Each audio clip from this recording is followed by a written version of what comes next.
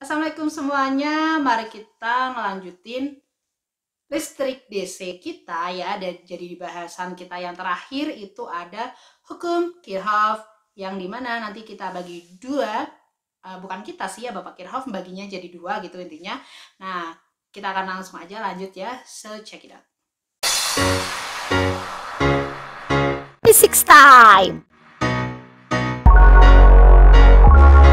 Hayo kita kenalan sama Kirchhoff ya. Jadi Bapak Gustav Robert Kirchhoff ini adalah saintis atau bisa kita sebut dengan fisikis mungkin ya, dari Jerman ya, yang lahirnya di 1824 dan hingga meninggalnya gitu ya 1887 kayak gitu.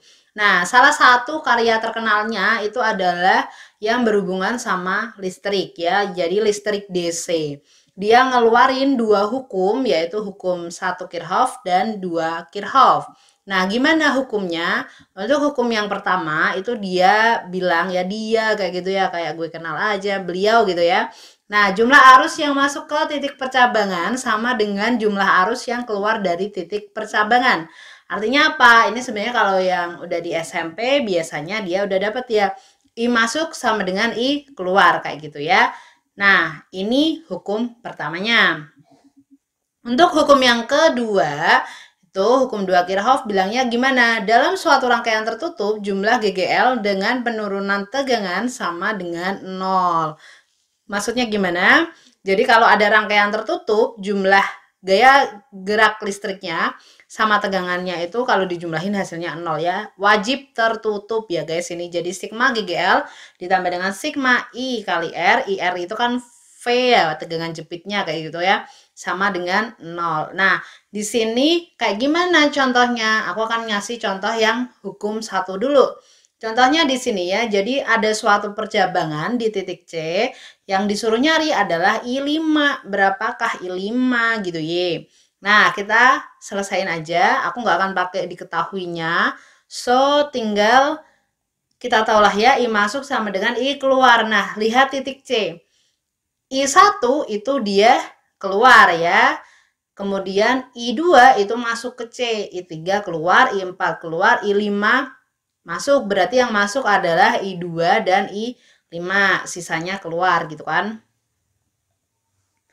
Terus kita masukin aja angkanya ya. Di sini ada 4 ditambah I5 sama dengan ya angkanya doang gitulah ya pokoknya, sehingga kita dapetin 4 plus I5 sama dengan 13. 4-nya kita pindah jadi 9 ampere.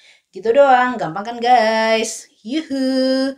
Yuk, kita lanjut kalau mau ngerjain soal looping. Jadi di kelas 12 itu biasanya ada soal looping circuit ya. Jadi rangkaian yang isinya looping kayak gitu. Kayak gimana sih cara mengerjakannya? Nah, untuk cara ngerjainnya, yang pertama kalian harus tentuin arah loopnya dulu. Jadi contohnya kayak gini ya. Ini ada baterai sama satu resistor. Nah, kalian kalau ini kan berarti dia tertutup ya, berarti harus pakai hukum 2 Kirchhoff. Tapi kalau ini satu baterai doang pakai virus juga bisa sih sebenarnya. Kalau nanti bisa lebih, nah dia pakai yang hukum 2 kayak gitu ya. Tentuin arah dulu ya.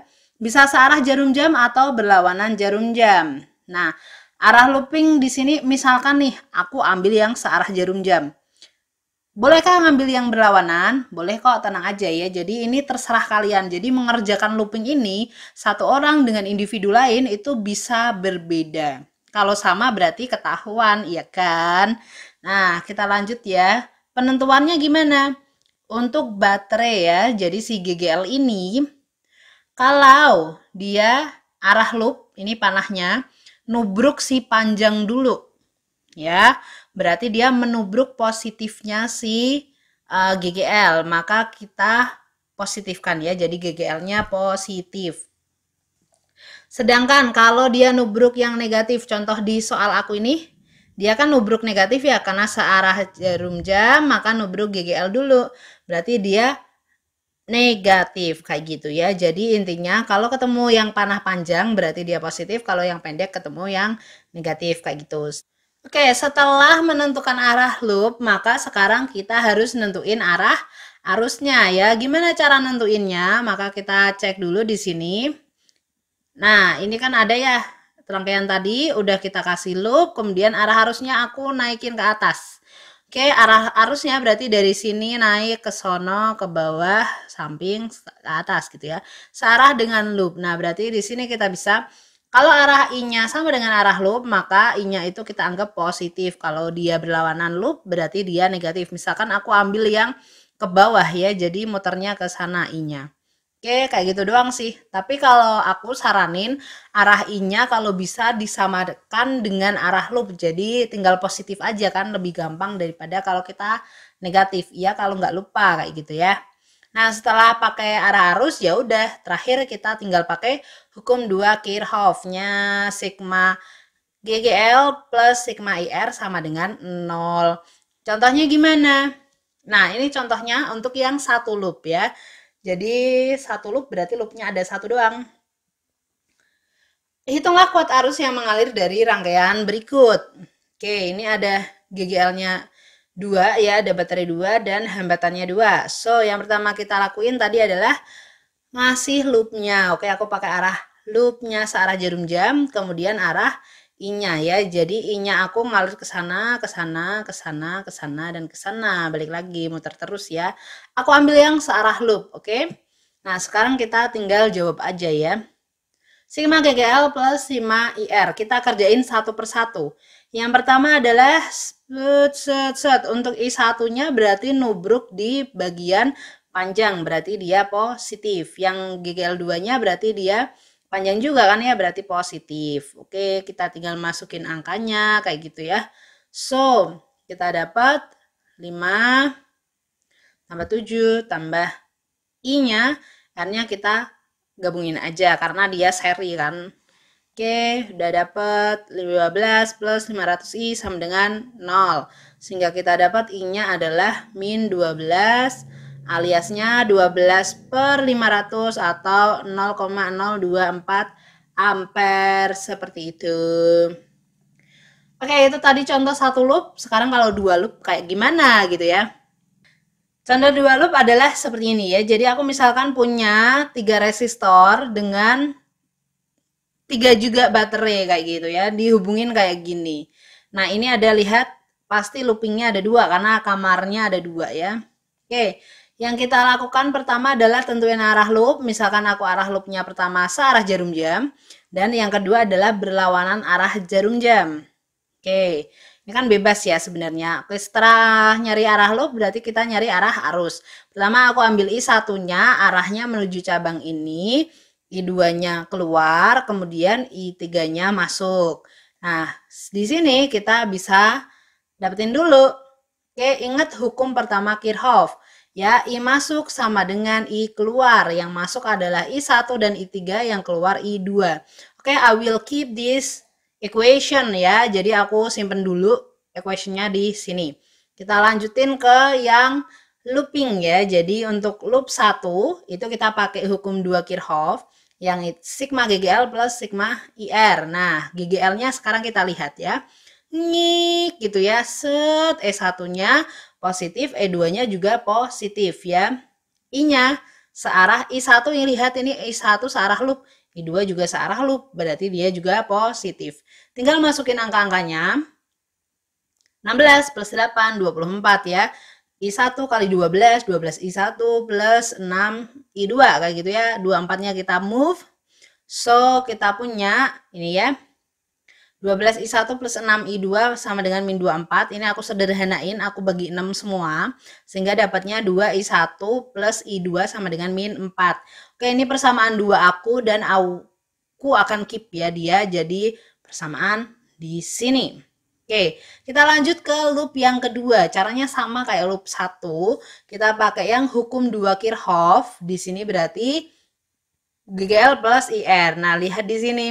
Loop 2 set di GGL 3 itu positif ya.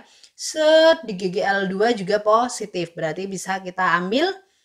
Dia juga searah I-nya. Tinggal masukin angkanya sama kayak tadi guys. Berarti 6 I2 plus 6 I3 sama dengan min 18. Aku sederhanakan juga. Aku bagi 6 semua sehingga didapetin persamaan 3. Aku keep lagi ya ini ya. Oke, silahkan tadi digaris bawahin untuk 3 persamaan ini. aku akan simpen ya, 1, 2, 3, udah aku tulis lagi. Nah, sekarang tinggal kita substitusi dan eliminasi. Yang pertama adalah kita substitusi 1 ke 3 ya. Sebenarnya kalian boleh sih 1 ke 2, tapi jangan 2 ke 3 ya, nanti kalian muter-muter kalau kayak gitu. Oke, 1 ke 3 dulu, tapi yang 1 itu kita pindah dulu. Karena di sini adanya persamaan 2 itu adalah I1 dan I2, maka aku harus menghilangkan I3 kayak gitu. Berarti ini I3 adalah I2 min I1. Nah, aku masukin dah dia. Berarti I3-nya kita ganti dengan I2 min I1. I2 tambah I2 itu 2I2 min I1-nya aku pindah ke depan. So, aku dapat persamaan 4 ya. Panjang gini ya pokoknya. Terus eliminasi itu si 2 sama I yang keempat ya, persamaan keempat.